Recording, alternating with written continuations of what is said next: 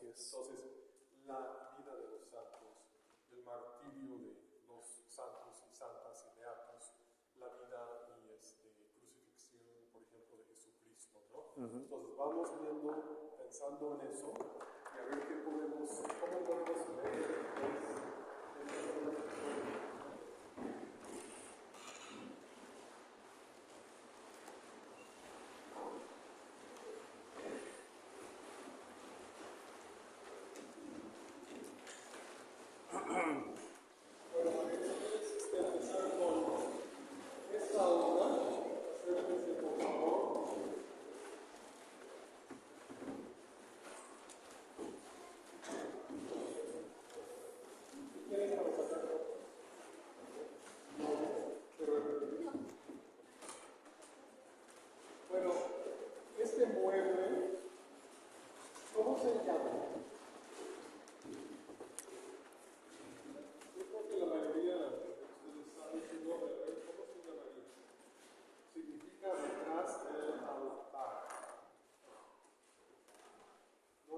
alguna vez, porque hay muchos en el mundo novohispano del barroco, Sí, totalmente. que se llaman retablos, retablos, ¿no? Así es. Entonces, como nos va a enseñar Javier, esta obra eclesiástica, religiosa, cuyo contexto siempre era un lugar sagrado, ¿no? Es decir, la iglesia de algún convento, una iglesia nada más. Bueno, aquí está el museo. Pero, a ver, Javier, ¿qué nos puedes decir de su iconografía? Claro, algo importante siempre que vayan a cualquier museo y van a cualquier obra, primero hay que leer la señalética.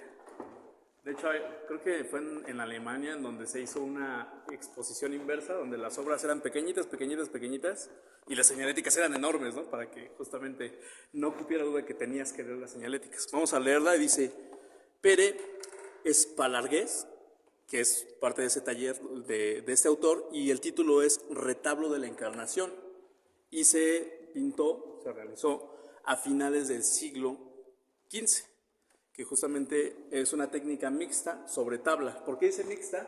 Porque además de utilizar pintura, como se puede ver, sí hay incrustaciones de oro. Entonces, eso resalta evidentemente. Es un retablo entonces de una región de Cataluña, cuya capital es Barcelona. Ya saben que pues está esa cuestión del separatismo, ¿no? Pero bueno, digamos que es una región española, ¿no? Algo importante. Podemos analizar así a grandes rasgos, porque hay que hacer la descripción primero cuando ves cualquier obra pictórica, de qué es lo que se ve, y ya después se analiza específicamente el simbolismo. Podemos ver que si se llama retablo de la Encarnación, precisamente estamos hablando de la vida de Jesucristo. Y si se dan cuenta, la culminación es la crucifixión. Pero ¿qué pasa en los siguientes escenarios? Hay un recorrido en sentido, si seguimos las manecillas del reloj, antihorario. O sea que vamos en sentido contrario a las manecillas del reloj. ¿Por qué?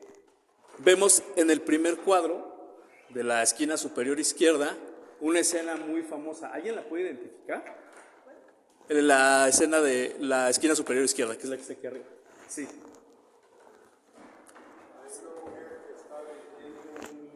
Adelante, adelante. Se pueden acercar hasta el límite, pero cuidado también con los límites laterales. Estos personajes son excepcionales porque llevan en sus cabezas un tocado dorado, ¿no? Así es. Entonces, nada más por ese elemento simbólico, sabemos que se trata de seres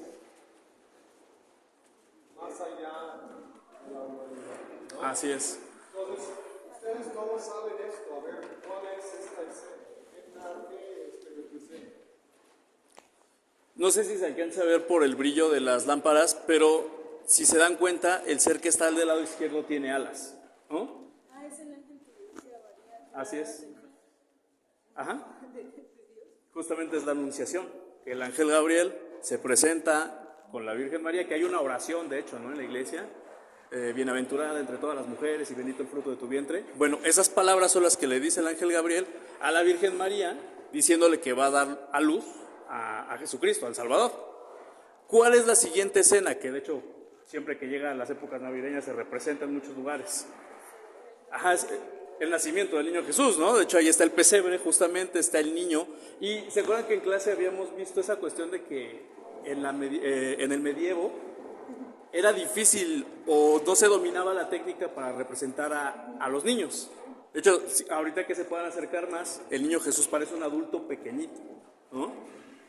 Si seguimos, esta parte de abajo nos la vamos a saltar un momento, pero justo ¿qué es lo que sigue después? Ajá, la adoración de los reyes, ¿no? Exacto. Que bueno, si seguimos el texto tal cual, en realidad son magos nada más, solo dice magos, los magos de Oriente, o los sabios de Oriente. Ya después la iconografía y toda la evolución del simbolismo los cambió por reyes magos. Y después, ¿cuál es la siguiente escena? Que ya con eso termina. Yo la podría interpretar, quizás, como la presentación del niño Jesús, ¿se acuerdan? Que lo llevan al templo para que se le haga la circuncisión y se presenta, pero hay algo importante que justo ya lo mencionó Michael. Alrededor de la Virgen y del niño Jesús hay personas que tienen halos también en la cabeza, ¿no? Entonces quiere decir que todas esas personas que están ahí tienen algún atributo relacionado con la santidad. Siempre que vean una aureola o un halo, es un santo o un ángel. Y de hecho, si se dan cuenta, algunos de ellos tienen la famosa palma del martirio, como esa del Domingo de Ramos, que se usa para celebrar la llegada de Cristo a Jerusalén. Pues todos los personajes que ustedes vean en cualquier pintura religiosa que tienen una palma, quiere decir que fallecieron defendiendo la fe. Por ejemplo, los primeros cristianos que murieron defendiendo su fe y los llevaban al Coliseo para que se los comieran los leones. Esos fueron los primeros mártires cristianos. Y de ahí en adelante, siempre que vean a una persona que sostiene una palma, es el significado de que fue un mártir.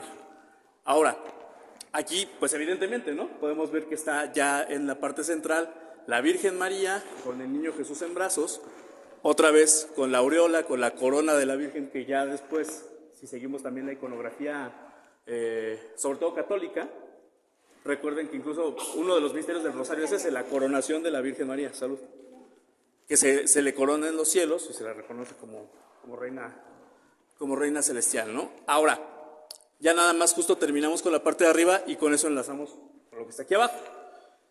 Evidentemente lo que les mencioné hace rato es la escena de la crucifixión. Está Jesucristo con la sangre derramada. Acuérdense que son 5 heridas que tiene en su cuerpo, ¿no? Las 2 de las manos, una de cada mano, las de los pies y la del costado.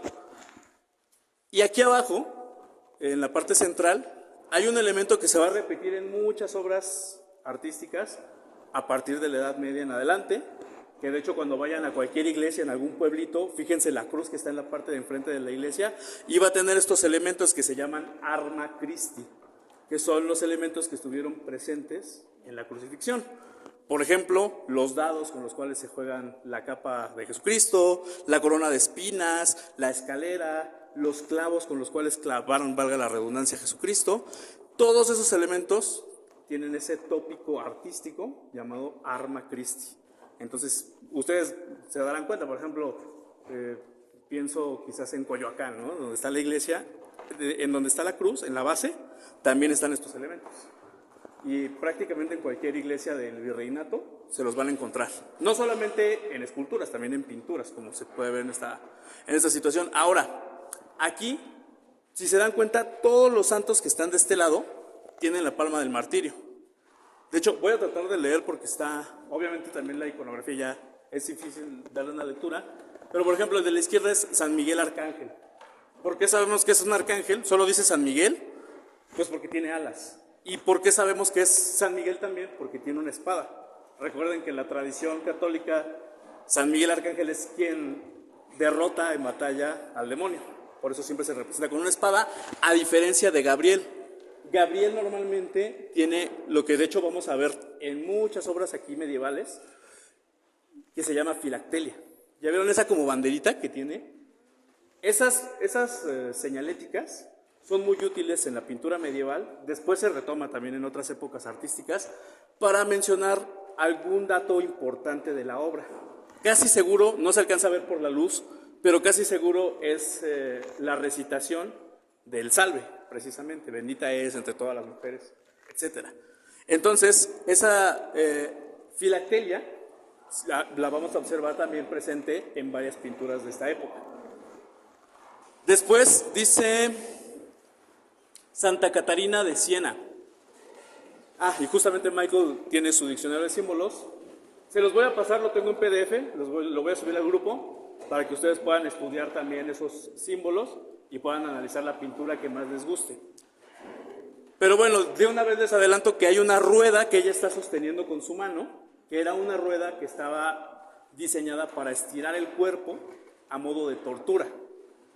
Por eso ella tiene la palma del martirio, precisamente. Aunque según la historia parece que no murió en la rueda, sino que un ángel destruyó esa rueda y a fin de cuentas murió a través de la espada. Después dice, creo que es San Apolonio, pero no alcanzo a leer bien por las letras. Ahí hay otra Santa Catalina, hay dos Santas Catalinas, ¿no? Santa Cecilia.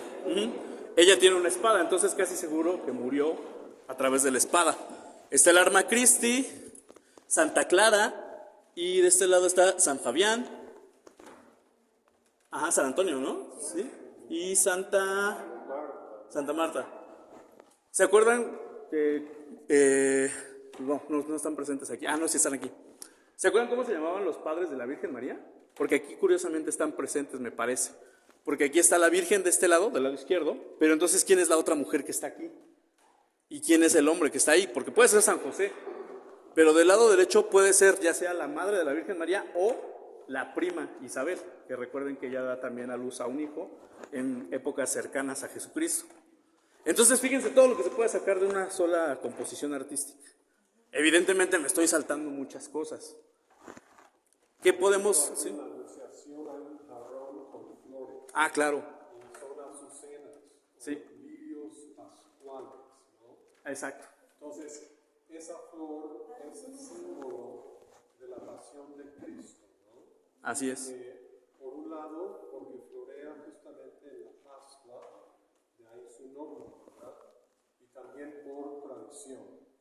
Y bueno, el espacio llama la atención porque cuenta con algunas características que uno consideraría inmediatamente como medievales. Son anacrónicas. Como por ejemplo en este caso, como estamos hablando de una obra de 1498, y ya tiene algunas características del Renacimiento, ¿no? Veamos por ejemplo el espacio interior de la Anunciación. Fijémonos en el piso, ¿no?, de los zetas, que trata de crear un espacio interior de 3 dimensiones, verosímil, ¿no?, para engañar el ojo. Fíjense también en las ventanas del fondo, como dan hacia un jardín exterior, y así también yo creo ampliando, subrayando esta noción de verosimilitud, ¿no? Por otro lado, fíjense en la vestimenta de los personajes, fíjense también en los mini paisajes urbanos, ¿no? Ciudades, castillos, y se darán cuenta de que no corresponden con la época de los eventos narrados, ¿no? Porque estamos hablando, bueno, cuando nació Jesucristo, según la tradición, año cero. en el año 33, ¿no? Entonces nació, según el calendario católico cristiano, en el año cero. Bueno, pero lo que estamos viendo son vestimentas, es decir, ropa, vestidos, cómo se visten los hombres, que son modas propias de la época en que fue pintada la obra, ¿no? Igual se puede decir de las construcciones. Aquí se ve una pequeña ciudad amurallada, ¿no? Totalmente medieval, ¿no? ¿Por qué habrá sido eso? De ahí también definitivamente, ¿no? En la crucifixión, pues yo creo que es para crear una especie de dinámica con la espectadora, con el espectador, ¿no? Porque te estás viendo reflejada en tu propio mundo, en tu propia realidad, a través de los atuendos, ¿no? De la arquitectura, de los espacios, de los instrumentos, etcétera, de la época.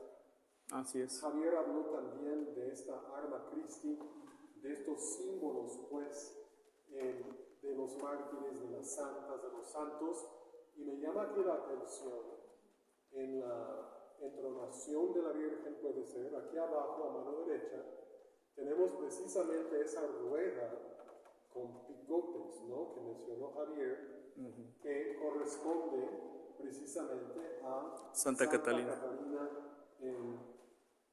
De Alejandría de Siena, porque hay dos. Aquí dice Osani, pero bueno, supongo que podría ser de Siena, ¿no? Una evolución del español o del catalán.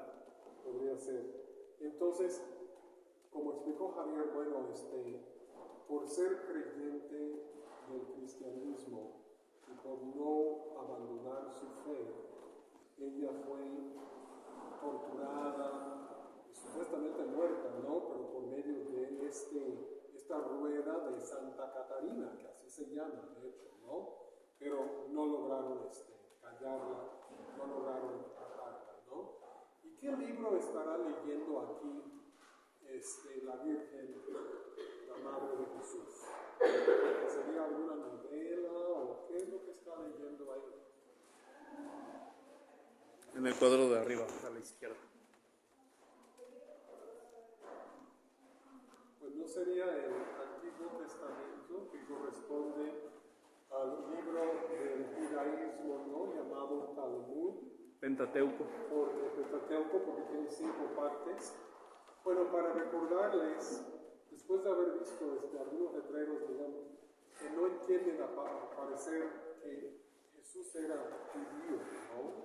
Sus papás eran judíos, ¿no? Los llevaron al templo judío, ¿sí? En su momento no para un bautizo, ¿no? Que eso vendría después con su primo, ¿no? San Juan Bautista. Así es. ¿Qué otras observaciones tienen ustedes? ¿Qué perciben de este cuadro?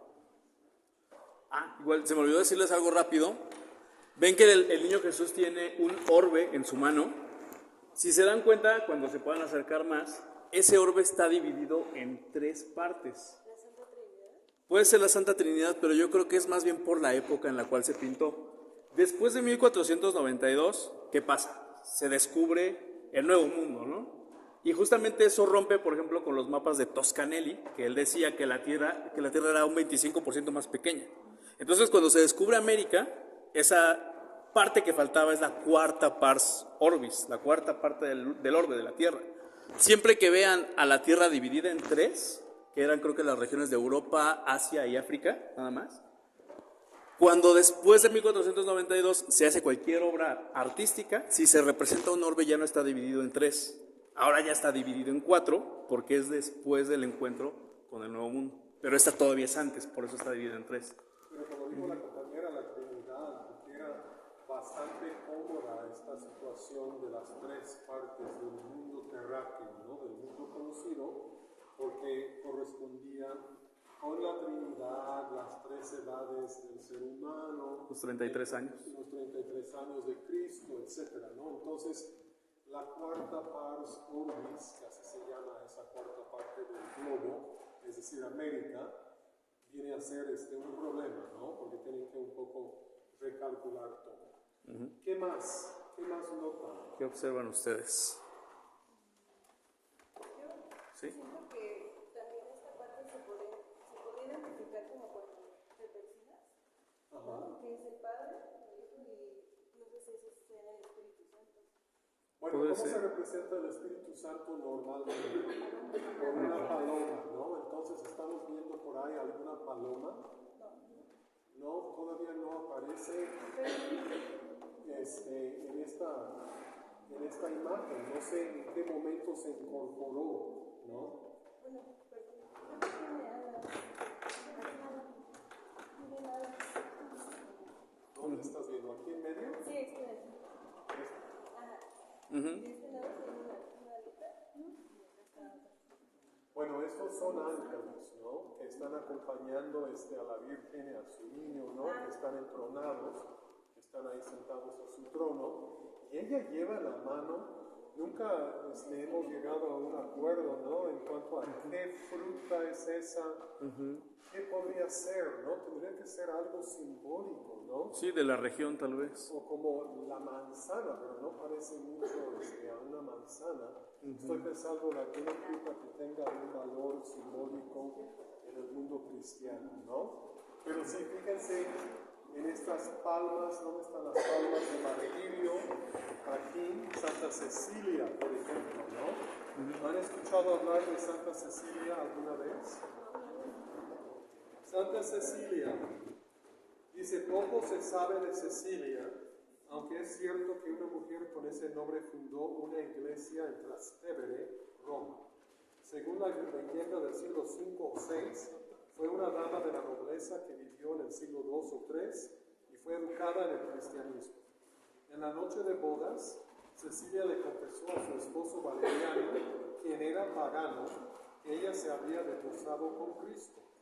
Como lo convenció de que se convirtiera al cristianismo, Cecilia y Valeriano recibieron de un ángel 2 coronas de rosas y azucenas que nunca perdieron su fragancia. Pero cuando se rehusó a adorar a dioses paganos, Cecilia fue arrojada a una tina con agua hirviendo durante toda una noche y todo un día, pero salió ilesa. El verdugo intentó decapitarla, y por eso la espada, ¿sí? 3 veces seguidas, pero no lo consiguió. Vivió 3 días, 3 más, y repartió su fortuna entre los pobres. Escenas de su vida pintadas por el Señor de Santa Cecilia pueden verse alrededor de su imagen, etc., ¿no? Entonces, por eso son útiles esas guías, porque nos ayudan a interpretar qué es lo que estamos viendo, ¿no? Así es. Podemos hacer un análisis, digamos, del espacio, ¿no? Pictórico, hablar de la presencia o de la ausencia, de la perspectiva.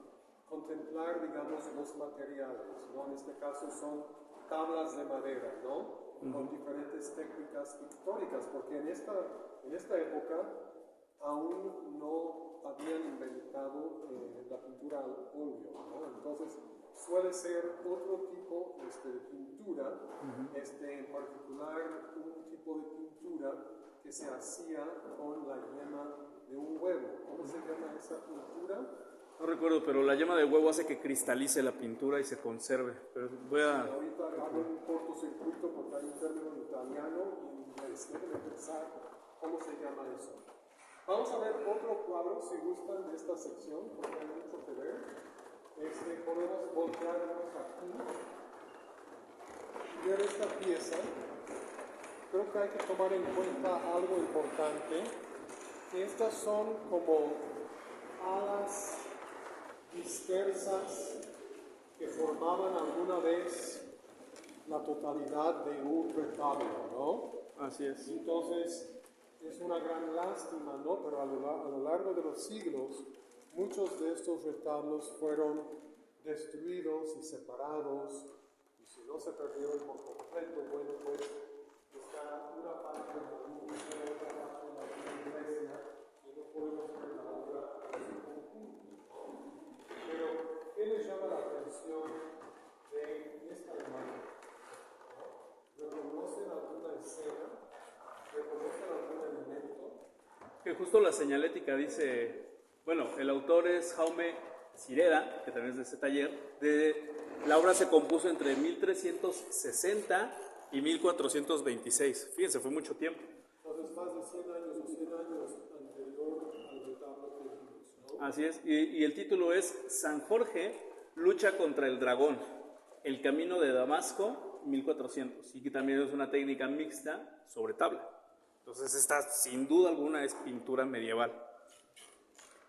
Y apreciarán menos uso de la perspectiva geométrica, ¿no? Renacentista, aunque vemos aquí al lado izquierdo un intento donde vemos, curiosamente parece casi una caricatura, este edificio cuyo tamaño es cuestionable porque se ven las 2 cabezas de las figuras que se asoman, parecerán ser gigantes, ¿no? Entonces, aún el artista, lamento decir que yo creo que hayan sido todos hombres, ¿no? En esta época, pues no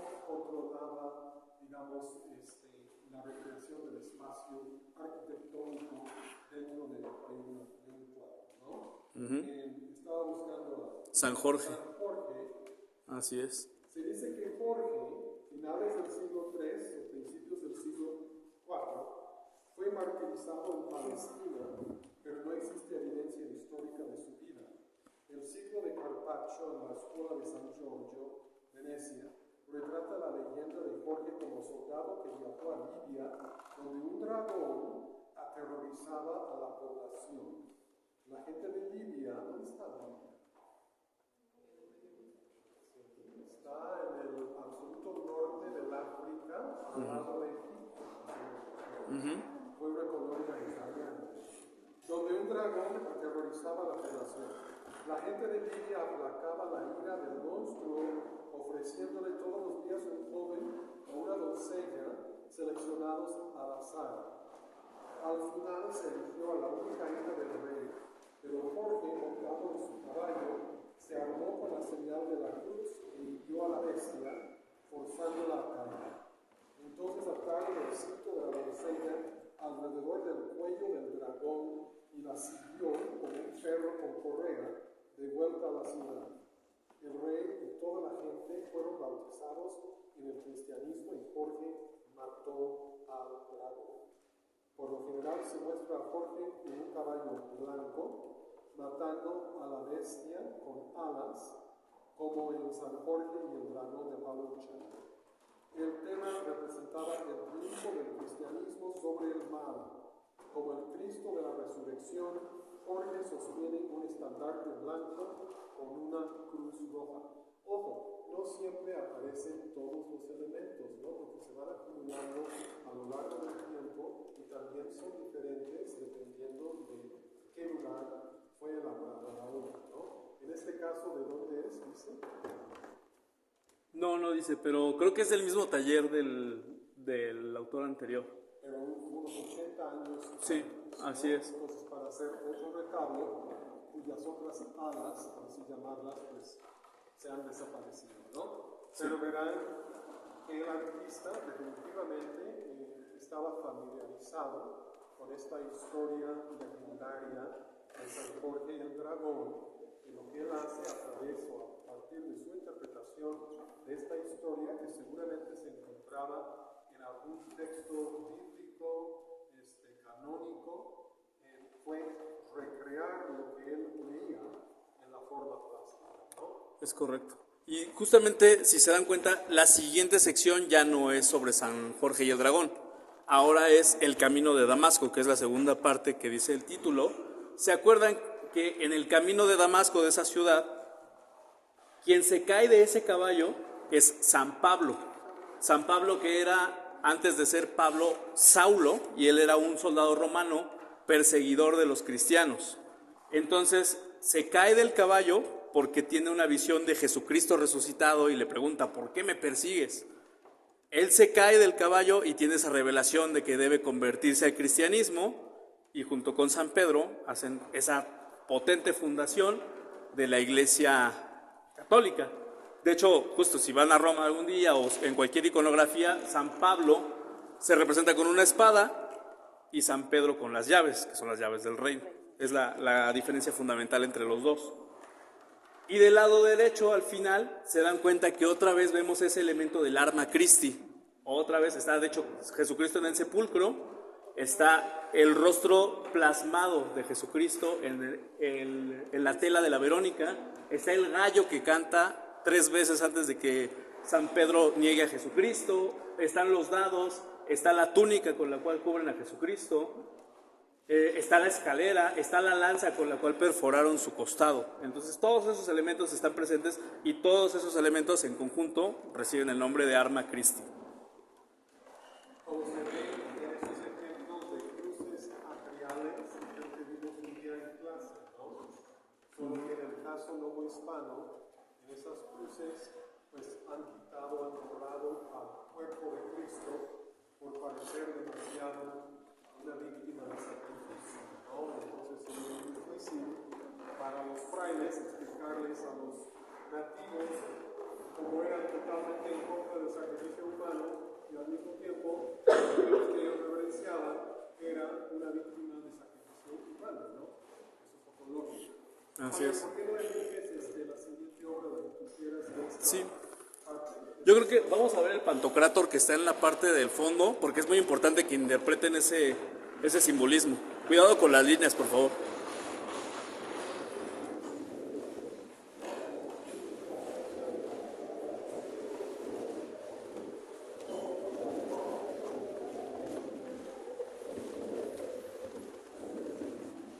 Cuidado con las líneas, cuidado.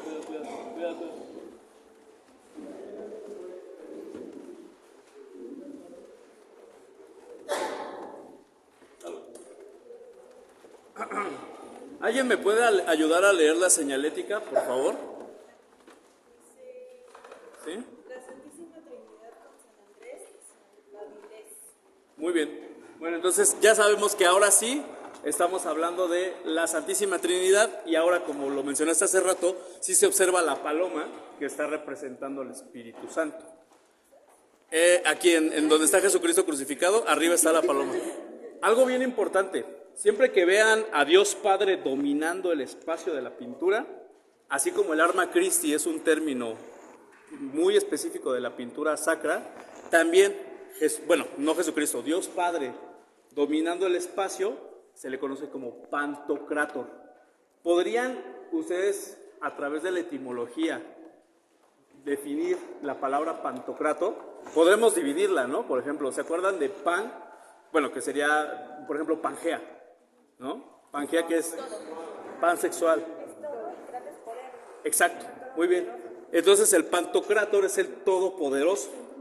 Por eso es quien domina el cuadro, que se supone que, según la tradición católica, la Santísima Trinidad es equivalente. Pero al ser Dios Padre, Él siempre va a ser quien domine el espacio del cuadro. No sé si podamos revisar en el diccionario de símbolos a los santos que se mencionan, que son San Andrés y el otro es San Babilés. Ajá. Pero San Andrés seguramente sí debe aparecer. Sí. Miren nada más, ¿qué les llama la atención, por ejemplo, de este señor de mano derecha? ¿Qué lee? Tiene la mano cercenada, ¿no? Y hasta se asoma el hueso de la muñeca. Entonces, podemos inferir siempre en este tipo de cuadro que es así que fue su martirio, ¿no? Entonces, algún malo, un romano, un pagano, por ejemplo, decidió torturarlo al mocharle la mano, ¿no? Y ahí está, con su momento de sacrificio, por así decirlo, ¿no? Así es.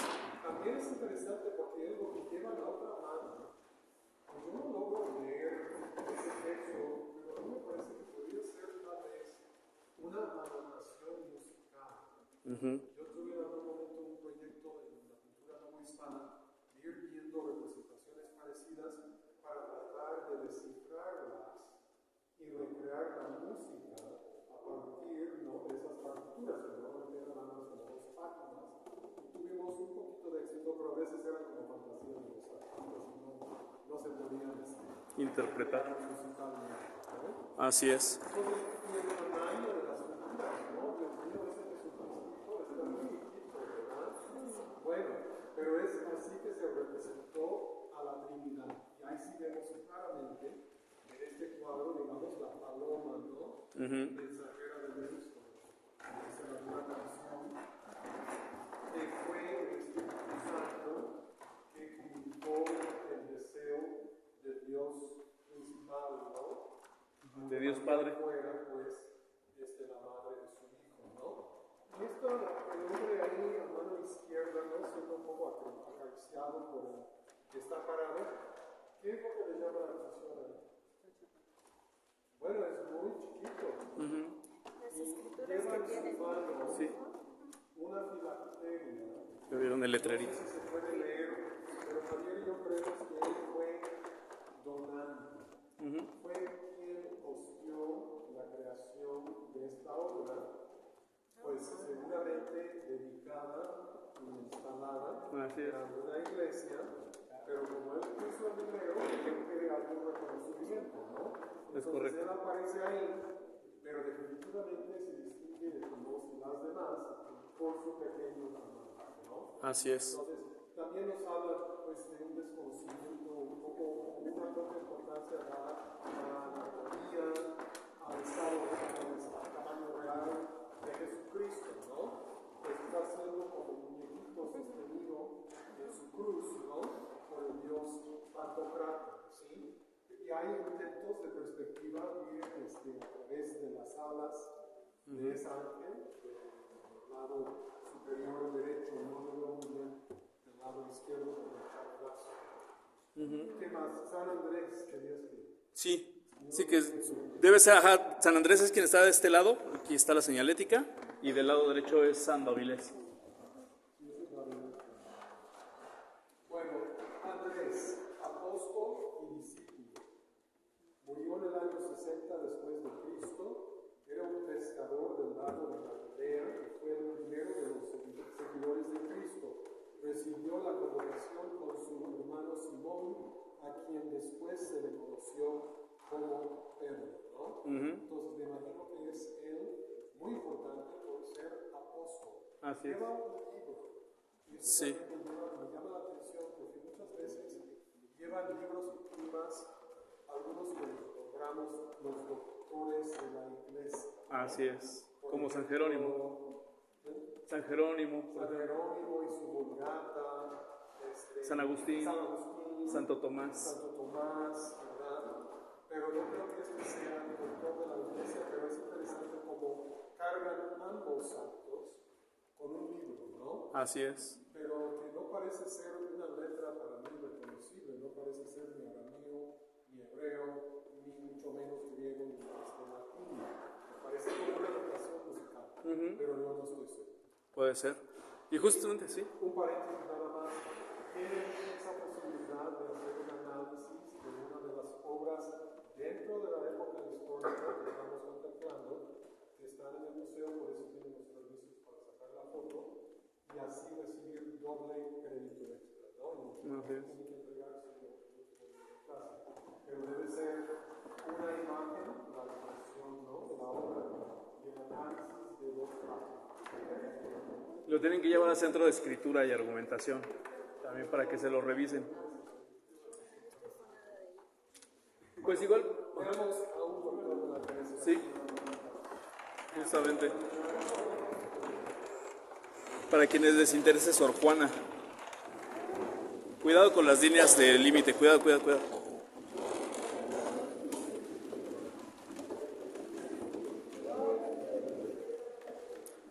¿Alguien nos puede ayudar a leer la señalética?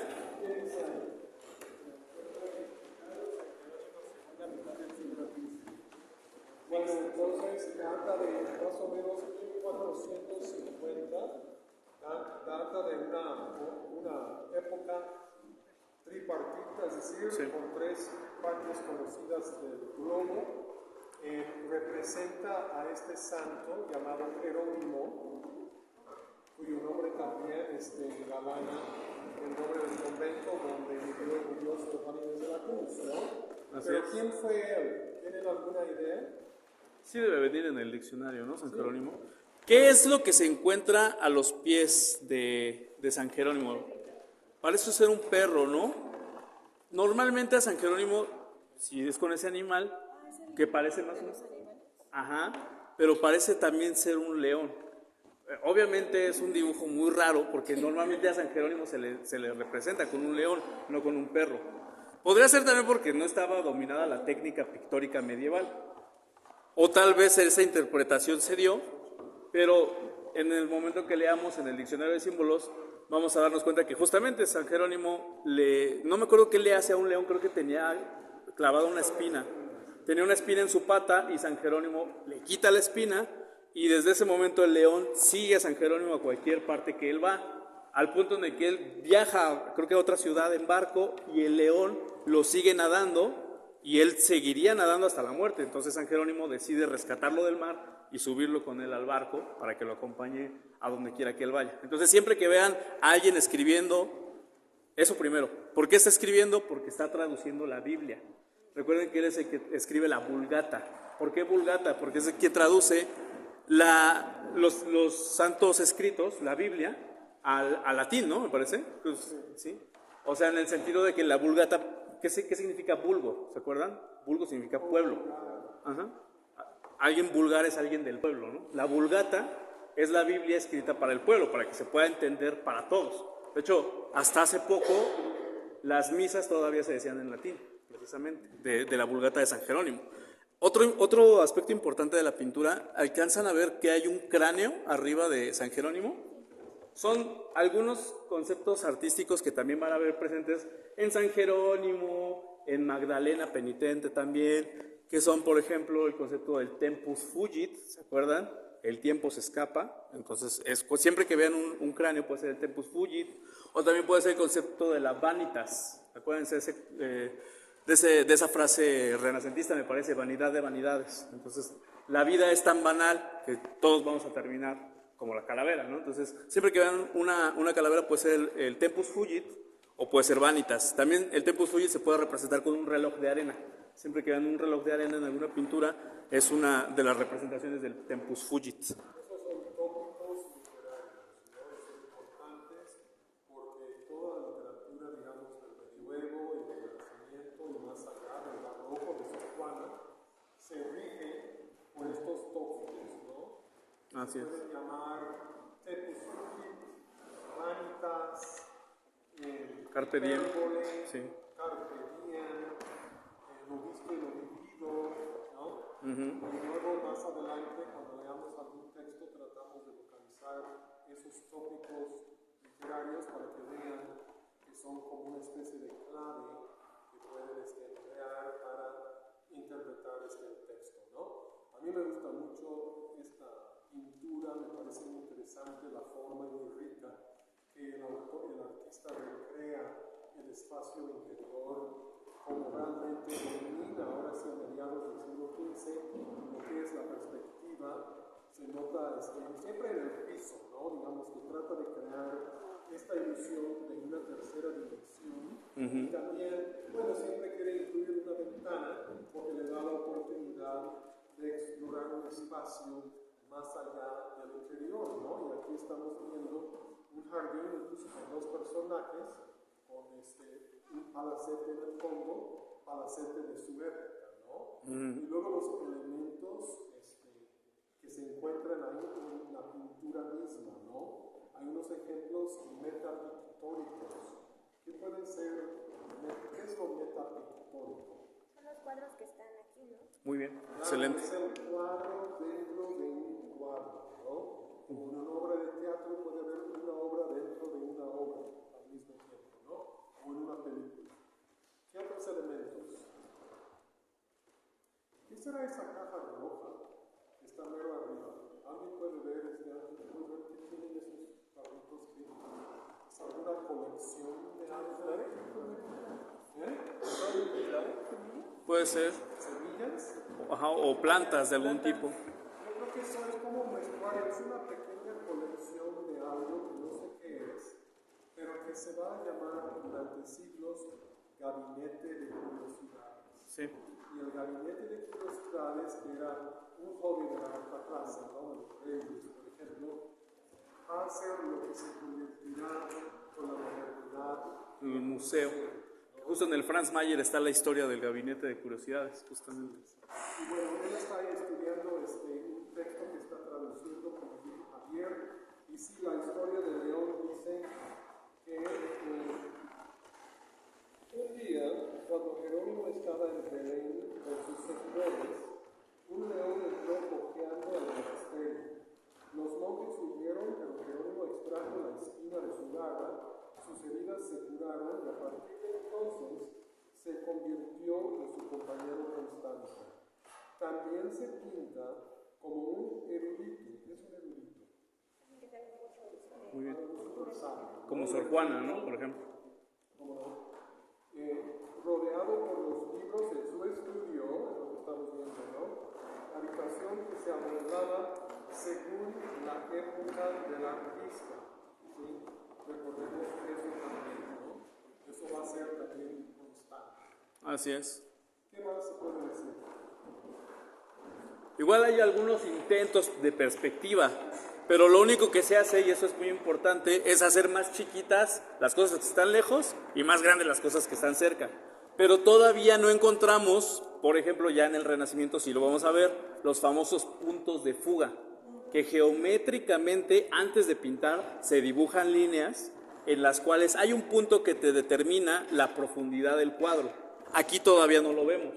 Hay intentos, claro, podríamos hacer una serie de líneas que tal vez converjan en la iglesia que está al fondo, pero todavía no es un dominio pleno. ¿Dónde vemos ese dominio pleno? Vas a poner esta sección, pero bueno, perdón, formulé mal la pregunta. ¿En qué época lo vemos? En el Renacimiento, que es la que sigue, después de la Edad Media. Ahí sí ya tenemos dominadas todas las técnicas. ¿Qué se hace después de Miguel Ángel? ¿Qué se hace después de Leonardo? Ya nada, porque ya está la perfección. Por eso después llega el manierismo, que aquí vamos a ver obras manieristas también, que rompen con la perfección del Renacimiento. Pero aquí todavía no.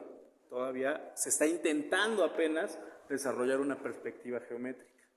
Quisiera decir que el tipo de pintura empleado, digamos, en la Edad Media suele ser tempera, así se llama en español, ¿no? El temple. El temple, pintura del temple.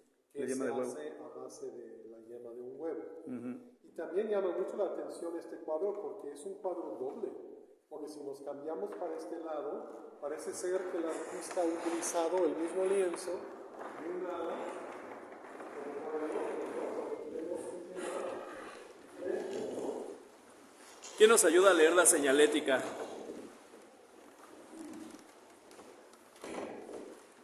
Cuidado con las líneas. ¿Qué dice la señalética? Santa Bárbara, segunda mitad del siglo XV. Santa Bárbara. Bueno, dice que según la leyenda, su pagano padre encerró a la bella Bárbara, se desconocen las fechas, en una torre para protegerla de sus muchos admiradores. Ella se las arregló para que un sacerdote cristiano, disfrazado de médico, entrara y aceptara su conversión a la fe. Mandó hacer una tercera ventana en la torre que representaba la luz de la Santísima Trinidad.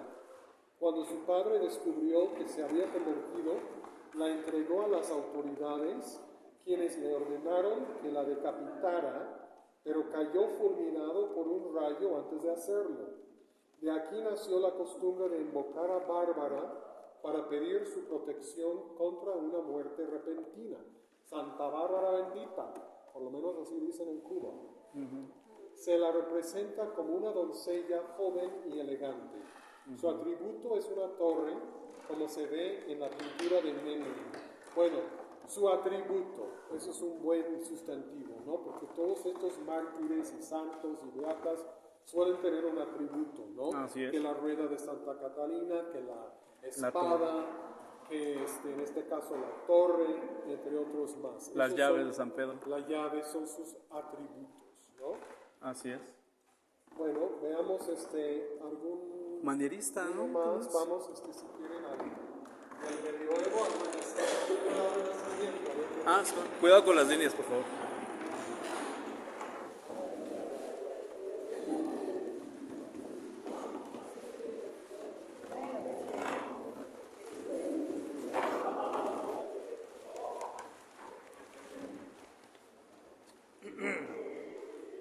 Bueno. Renacentista, ¿verdad? Sí, porque han cambiado la museografía. Ahí está esa famosa que estábamos buscando de la otra vez, del infierno, Mira qué del siglo XIV. Ya por fin apareció. Pues si quieres, habla si quieres de Muy bien.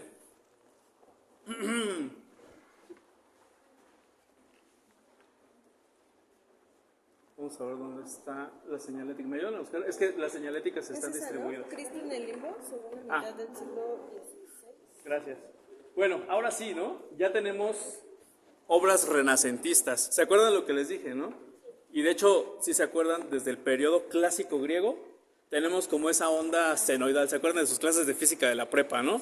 La función seno sube y baja. Entonces, clásico, Grecia y Roma. Anticlásico, medievo. Clásico otra vez, Renacimiento. Y después anticlásico, manierismo, por ejemplo. Aquí estamos en el periodo clásico, pero estamos desarrollando apenas las bases del Renacimiento. Si se dan cuenta, aquí ya tenemos desarrollo de perspectiva. Ahora sí, ya podríamos trazar líneas geométricas que nos determinen la profundidad, hacia dónde quiere el pintor que nosotros veamos. Sí. También por la luz, ¿no? Porque Muy bien. todo está oscuro, pero lo que se ilumina es el centro. Es correcto. ¿Cómo se llama ese fenómeno muy importante? Sí. Claroscuro, ¿no? Ajá, eso es. Sí, sí, sí, sí. Porque tiene gris. Así es. Es ese juego de luces, ¿no? Entonces van a ver justamente muchas obras bueno, en italiano es chiaroscuro, ¿no? Que hacen que la luz sea demasiado brillante en algunas zonas que pretenden resaltarse. Ahora, ¿por qué estamos hablando aquí de Jesucristo en el limbo y por qué se dibuja así? Porque ya pasamos la época en la cual Dante Alighieri escribe, ¿cuál es esa obra famosísima? La Divina Comedia, ¿no? Que se divide en el infierno, en el purgatorio y en el paraíso. ¿A cuál de las tres partes hacemos referencia aquí? Pues al infierno, ¿no? Aunque no se dice infierno como tal todavía, dice el limbo, pero si se dan cuenta, la estructura es muy parecida a la que describe Dante Alighieri en el infierno. De hecho, si ustedes se dan cuenta, casi todo el lado derecho es rojo, pero el lado izquierdo, es de color azul. ¿Se acuerdan por qué? Porque en la Divina Comedia, ¿qué elemento predominaba en el último círculo del infierno? El hielo, ¿no? El frío. Entonces, por eso está esa parte de color azul, que hace contraste con todas las demás, porque Dante Alighieri así lo dibuja. O sea, digamos que él es el que amuebla el infierno que nosotros conocemos. Antes de Dante Alighieri es imposible pensar en el infierno como lo conocemos actualmente, porque se hablaba de la eterna oscuridad y del gusano que no deja de comerte y del llanto y del crujir de dientes, pero nunca se describía. Es hasta el Renacimiento, precisamente, cuando ya podemos identificar el infierno. Esta obra es, sobre todo en los grupos que traemos, es de las más visitadas. Bueno, por desgracia no entra en el periodo que nosotros estamos abarcando, pero... Es interesante su título, ¿no? Que es limbo. ¿Qué es el limbo? El lugar donde están las almas Como estacionadas, ¿no? Esperando ver ser juzgadas, pues. Así es. Sí. En la teología católica, el limbo se refiere a un estado o lugar temporal de las almas de personas creyentes en el cristianismo que, pasada su vida física, murieron tiempo antes de la resurrección de Jesús. Es decir, bueno, en la comedia, en el infierno, arranca, se llama purgatorio, ¿no? Y el limbo. Están todos los filósofos de la antigua Grecia, de la antigua Roma, gente celebrada y muy querida por los cristianos, pero que no pueden ser cristianos porque nunca fueron bautizados, porque nacieron antes de que existiera el cristianismo, ¿no? Entonces, Paganos. no podían estar en el infierno, donde tenía que crear un espacio dedicado, ¿no? A esas almas. Así es. Entonces no habla ahí de Dante ni nada, pero realmente me invoca su obra que data de como unos 150 años antes. Es correcto. Menos, ¿no? Así es. Y pueden comparar, perdón, Sí. el retrato de arriba con las imágenes que hemos visto en el salón, en la sala medieval, porque se puede hablar de un naturalismo, se puede hablar de un dominio de la perspectiva, de la atmósfera, ¿no? De ese color azul del cielo, ¿sí? Ese deseo de demostrar la destreza pictórica al poner a la Virgen y al Niño Jesús en un espacio otra vez arquitectónico, ¿no?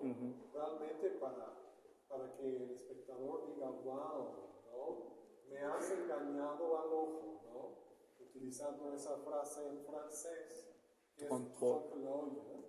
Que en español es trampantojo, el trampantojo.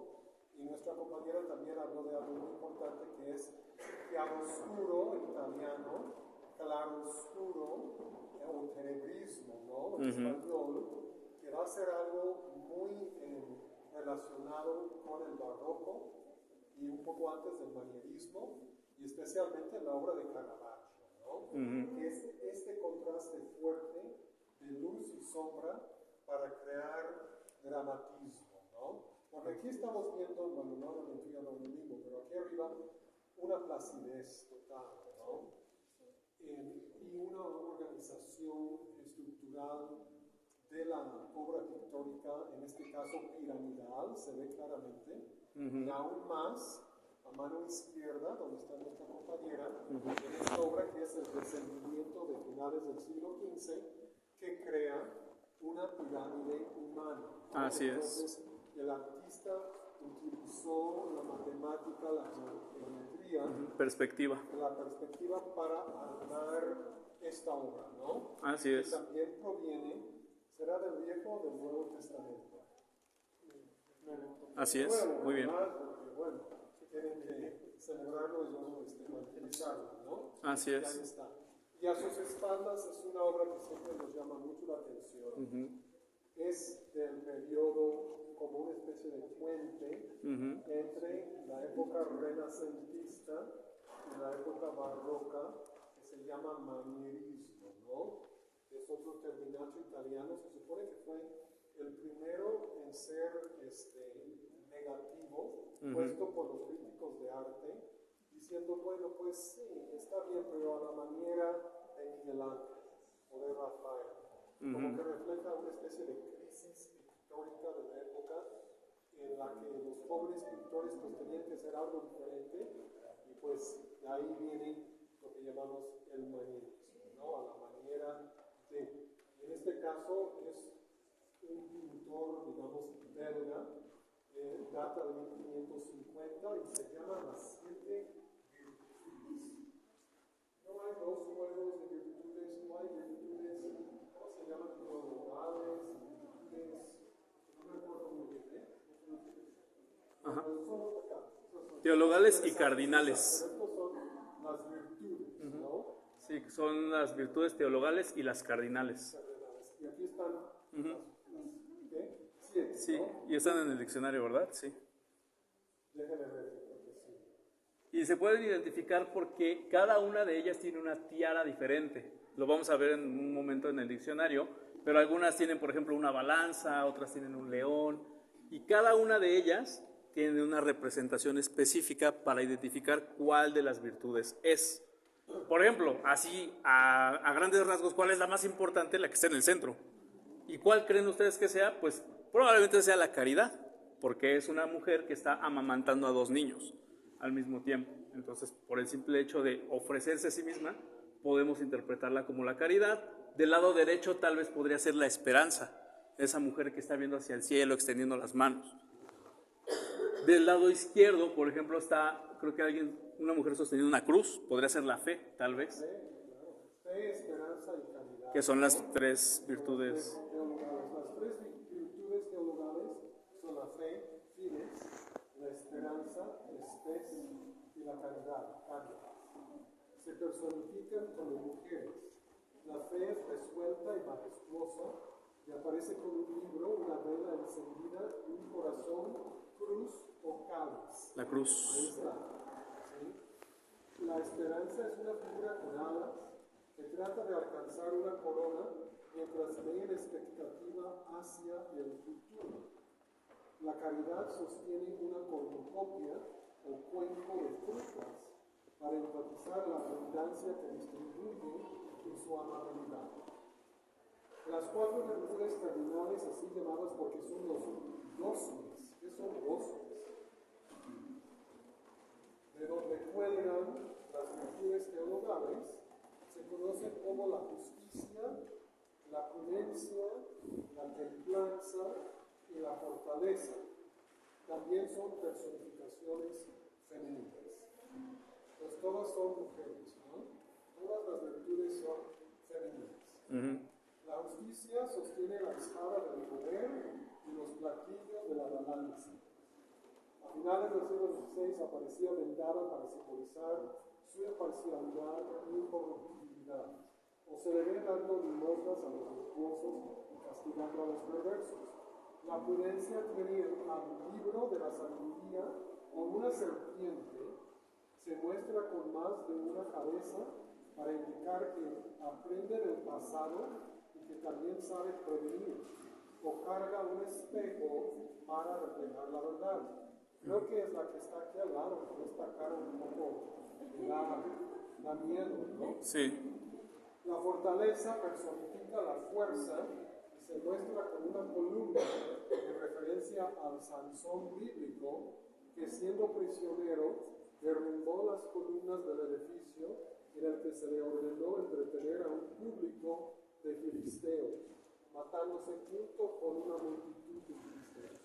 La templanza es símbolo de la moderación y se le muestra con una espada desenvainada, con un cántaro en el que diluye el vino o una brida con la que fomenta la moderación. Entonces ahí están las 7 virtudes y yo creo que ya son casi las 2. Si quieren ver una hora más, luego tendrán media hora, bueno, son como 2 horas oficiales, para buscar y fotografiar la imagen que piensan analizar. Puede ser cualquiera, hasta e incluyendo el manierismo.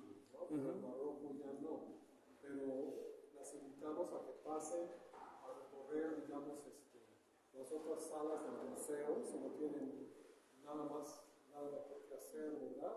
Y también vamos a pasar lista, porque solamente los y las que están aquí reciben doble crédito, ¿no? Si vienen por su cuenta está bien, pero pues, primero lo más interesante. Así es. ¿Algún comentario, alguna pregunta? Bueno, vamos Podríamos, por último, analizar quizás esa que está al fondo, que es un caso de tenebrismo muy interesante. Es al fondo de la sala. Cuidado igual con las líneas, por favor.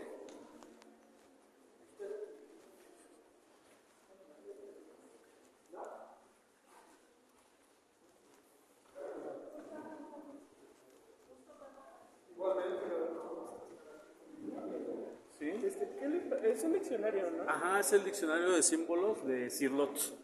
Ok. Para que lo sí.